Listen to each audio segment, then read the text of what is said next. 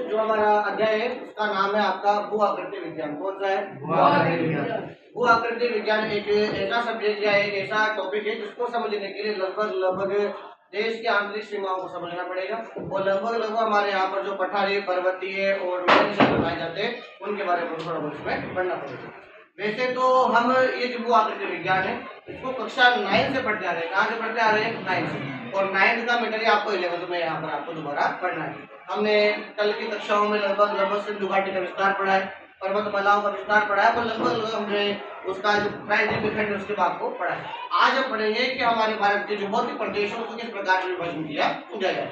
पहला देखिए, हमने एक चीज नोट में लिखी, पहले क्या लिखी है आपकी? नोट। और नोट में लिखने से पहले अपन ने लिखा है किस प्रकार से हम हमारे यहाँ पर जो मैदानी क्षेत्र पाए जाते हैं, जो पठारी क्षेत्र पाए जाते हैं, जो मैदान पर जो लगभग पहाड़ी क्षेत्र पाए जाते हैं उनका प्रतिशत क्या है। ठीक है, तो पहले देखिए भारत में मैदानी भाग का जो प्रतिशत है, यानी कि भारत के अगर कुल भूमि की बात करते हैं 32,37,263 वर्ग किलोमीटर क्षेत्रफल है, उसके आधार पर हम देखते हैं कि 43% भाग पर क्या पाया जाएगा? आपका मैदानी क्षेत्र पाया जाएगा। और उसमें मरुस्थल भी क्या है आपका? शामिल है। हमारे यहाँ पर गुजरात, राजस्थान, मध्य प्रदेश, इन प्रदेशों के यानी इन राज्यों में हमारा क्या है एक तरह से मरुस्थल शामिल है, तो वो भी क्षेत्र हमारा यहाँ पर शामिल है किया गया है। ठीक है, फिर देखिए आता है आपका पठार क्षेत्र। कौन सा आता है? पठार। पठार यानी मतलब भी क्या होगा? प्रायद्वीपीय खंड। क्या हो गया? प्रायद्वीपीय खंड। और प्रायद्वीपीय खंड का जो प्रतिशत है वो है आपका 28%। कितना है आपका? 28। ठीक है, उसके बाद आता है हमारा पहाड़ी क्षेत्र। कौन सा आता है? पहाड़ी। पहाड़ और पर्वत में राज्य के अंदर इस चीज को दिमाग में रखना कि पर्वत हमेशा ऊंचाई पर होते हैं और पहाड़ी हमेशा उसकी नीचाई पर होते हैं, लेकिन इसकी आकृतियों के हिसाब से बांटा जाता है। तो पहाड़ी क्षेत्र जो है वो आपका 18.6% और पर्वतीय क्षेत्र है वो आपका 10.7%। ठीक है, फिर देखिए अब ये तो हमारा प्रतिशत वाली बात थी। अब हम भारत में क्या करेंगे? भौतिक प्रदेशों का विभाजन करेंगे। क्या करेंगे? विभाजन। हमारे भारत में पर्वत भी है, पहाड़ भी है, मरुस्थल भी है, तटीय मैदान भी है, द्वीप समूह के लगभग हर एरिया हमारे पास स्थित है। तो उनको समझने के लिए और ज्योग्राफी भूगोल को समझने के लिए हमें इस तीन प्रकार के टॉपिक को क्लियर करना होता है। देखिए पहला भौतिक प्रदेश। ये देखिए भारत के भौतिक प्रदेश या भू आकृति विज्ञान को 6 प्रकार से विभाजित किया गया है, यानी कि हमने मुख्यतः 6 प्रकार से उसको विभाजित किया है। पहला उत्तर व उत्तर पूर्वी पर्वतमाला, यानी कि हमारे यहाँ पर हिमालय का जो पर्वतमाला है ना, मेघालय, सिक्किम, अरुणाचल प्रदेश, असम में जो पहाड़ी क्षेत्र पाए जाते हैं वो पूरे पर्वत से लगभग ढके होते हैं। उसे अपन नाम दिया उत्तर व उत्तर पूर्वी पर्वतमाला के नाम से जाना जाता है। ठीक है, फिर आता है हमारा उत्तर भारत का मैदान। कौन सा आता है? उत्तर भारत का मैदान। उसे बोलते हैं सिंधु घाटी सभ्यता का मैदान, जो बोलते हैं इसको बोलते हैं जलोढ़ मृदा पहले पड़ी थी, उसी का भाग इसमें माना जाता है। तीसरा है आपका प्रायद्वीप पठार। क्या है? प्रायद्वीप पठार दुनिया का सबसे पहला नजदीकी पठार, जो मैंने बताया था कि हमारे यहाँ पर हिमालय पर्वतमाला का निर्माण बाद में हुआ है। सबसे ज्यादा पहला हमारा निर्माण किसका हुआ है? प्रायद्वीपीय पठार का निर्माण हुआ है। ठीक है, तीसरा आता है आपका भारतीय मरुस्थल। कौन सा आता है? भारतीय मरुस्थल। और तीसरा तो गए चौथा गया आपका कौन सा?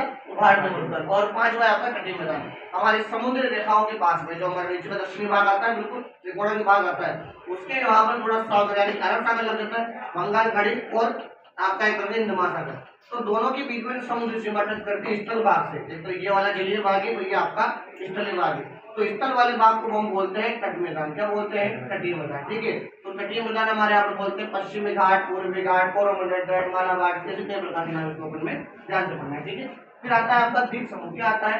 द्वीप समूह। द्वीप समूह हमारे यहाँ पर लगभग दो है, अंडमान व निकोबार द्वीप समूह और एक आपका लक्षद्वीप। कौन सा है? लक्षद्वीप। ये भारत की आंतरिक सीमाओं के अंतर्गत आते हैं। इसमें आते हैं आंतरिक सीमाओं में। पहले किसी देश दूसरे देश के अधिकार में थे, लेकिन हमारे भारत के देश के जो लोग थे, सेना जो थी, उन्होंने यहाँ पर कब्जा कर लिया, तो अपने अधिकार क्षेत्र में वहां पर आ चुका है। तो इस प्रकार से अपन को पूरा एरिया यहाँ पर पढ़ना है। आज हम बात करते हैं भारतीय मरुस्थल। किसकी बात करते हैं? भारतीय मरुस्थल। भारतीय मरुस्थल एक वर्तमान का ऐसा टॉपिक है जो अभी बहुत ही ट्रेंडिंग में चला हुआ है, लगभग इंस्टाग्राम में व्हाट्सएप पे सब चला हुआ है। और उसका मुख्य कारण है अरावली पर्वतमाला। कौन सा है? अरावली पर्वतमाला। अरावली पर्वतमाला एक ऐसा विषय या एक ऐसा पहाड़ जो दुनिया में सबसे पुराना है। कौन सा है आपका? सबसे पुराना, जिसकी तुलना अमेरिका के एलपीएस पर्वत से की गई है। किससे की गई है? एलपीएस पर्वत से की गई है। फिलहाल सुप्रीम कोर्ट ने इसको ऑर्डर जारी किया है कि 100 मीटर से अधिक ऊंचाई के जो पहाड़ है उसे हटा दिया जाएगा। उसको जो 100 मीटर से अधिक ऊंचाई के जो स्थित है उसे अरावली का भाग माना जाएगा, बाकी सबको खत्म कर दिया जाएगा। और अगर ऐसा होता है तो हमारे राजस्थान के अंतर्गत कई प्रकार की समस्याएं हमें देखने को मिलेगी, क्योंकि अरावली पर्वतमाला को बोला जाता है राजस्थान का फेफड़ा और राजस्थान की जीवन। क्या बोलते हैं? राजस्थान के फेफड़े या राजस्थान की जीवन रेखा। अरावली पर्वतमाला के कारण ही हमारा पूरा राजस्थान रेगिस्तान में बदला नहीं है। अगर अरावली पर्वतमाला नहीं होगी तो हमारा जो पूरा राजस्थान है वो रेगिस्तान के रूप में बदल जाएगा, क्योंकि पश्चिमी राजस्थान में मरुस्थल स्थित है, हवा चलती है, समतल भाग जैसे ही वहां से हवा चलेगी वेट उड़कर कहाँ पर आएगी, आपके किन्नौर एरिया में अपने यहाँ पर आएगी। तो उसी प्रकार से पूरा अपना एरिया यहाँ पर कवर हो जाएगा। और अरावली से लगभग लूणी, बनास और कई प्रकार की नदियां अपने यहाँ से निकलती है, और वो नदियों का क्षेत्र जो बहाव क्षेत्र है वो भी क्या हो जाएगा, आपका खत्म हो जाएगा।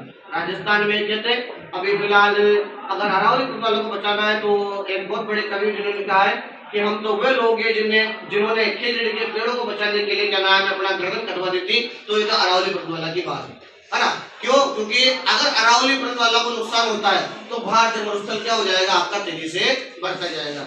अरावली पर्वतमाला भारतीय मरुस्थल के पश्चिम में स्थित हो गया, इसके मध्य भाग में आपका गुजरात वाला भाग भी आता है, राजस्थान का भी आता है, पंजाब वाला एरिया भी आता है ना, और हरियाणा का लगभग एरिया इसमें आता है। अगर अरावली पर्वतमाला के खत्म कर दिया तो 90% अरावली की पर्वतमाला क्या हो जाएगी, आपकी खत्म हो जाएगी। छोटियां जो रहती है उनके स्थान पर क्या लगाए जाएंगे, बड़े बड़े प्लांट या नदियों का क्षेत्र भाव लगाया जाएगा। इस चक्कर में हमारे अरावली मरुस्थल क्या रहेगा, आपका बढ़ता जाएगा।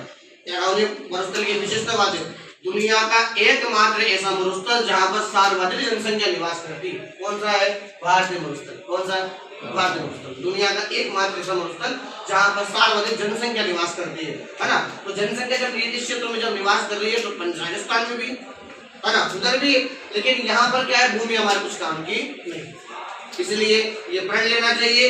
ये ट्रेंडिंग चला हुआ है, लगभग सबको विरोध करना चाहिए। अरावली पर्वतमाला दुनिया की सबसे पुरानी पर्वतमालाओं से हिमालय का निर्माण बाद में हुआ है। निर्माण पहले किसका हुआ है? अरावली। किसका हुआ है? अरावली का। और अरावली पर्वतमाला निकली हुई है आपकी कहां से? अरब सागर से। किससे? अरब सागर से। बहुत अच्छा प्रश्न कंपटीशन लेवल में पूछा गया था कि अरावली पर्वतमाला का पिता किसे कहा गया। उसमें 3 ऑप्शन थे, उन 3 ऑप्शन को आप 3 या 4 ऑप्शन को आप सुनिए, उसमें आप देखिएगा। पहला है आपका बंगाल की खाड़ी। कौन सा है? बंगाल की खाड़ी। दूसरा है आपका अरब सागर। कौन सा है? अरब सागर। तीसरा है आपका गुजरात का है, गुजरात। और चौथा है आपका राजस्थान।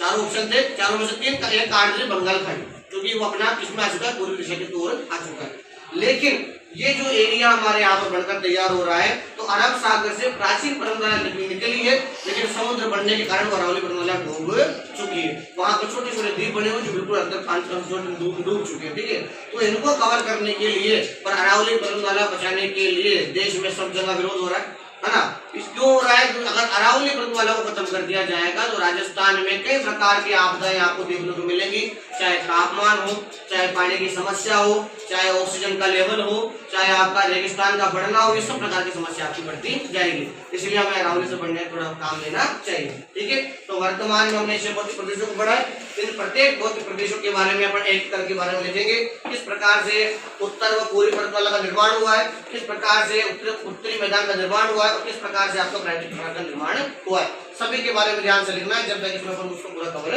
कर पाएंगे। और लगभग आपकी कक्षा 11वीं में से 1 या 2 प्रश्न अपना सीधा आता है। बड़ा प्रश्न ये आता है कि भारत के भौतिक प्रदेशों का विभाजन कीजिए, तो सिर्फ या तो 5 नंबर का या 4 नंबर का, तो आपको इसमें तो थोड़ा लिखकर आना है। धन्यवाद।